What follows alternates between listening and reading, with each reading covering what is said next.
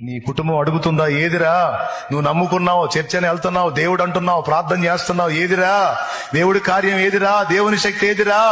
ఏదమ్మా దేవుడు మన జీవితంలో చేసింది? ఏదమ్మా అని అడుగుతున్నారు కదా. అడుగు, దేవుణ్ణి అడుగు. ఇట్లా అడుగుతున్నారయా నా కుటుంబం అన్ని జనులు. నీ శక్తి దిగి రాకపోతే వాళ్ళు ఎట్లా మారతారయ్యా? నీ శక్తి చూపించకపోతే వాళ్ళు ఎట్లా మారతారు ప్రభువా? నా పక్షంగా కదలవయ్యా, నువ్వు కదలకపోతే వాళ్ళు ఎట్లా మారతారయ్యా? ఎగతాళి చేస్తున్నారు కదా ప్రభు వాళ్ళు.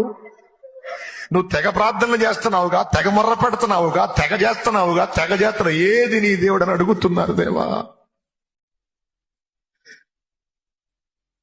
నీ శక్తి కావాలయ్యా, నీ శక్తి రావాలయ్యా, ఒరిజినల్ గా రావాలయ్యా.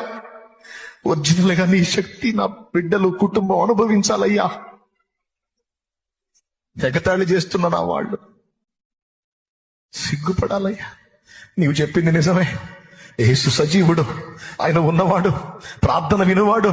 నిజమే. ఇదిగో నేను కూడా వస్తానని నీ వారు పరిగెత్తి వచ్చినట్లు దేవుని గోజాడు కన్నీరు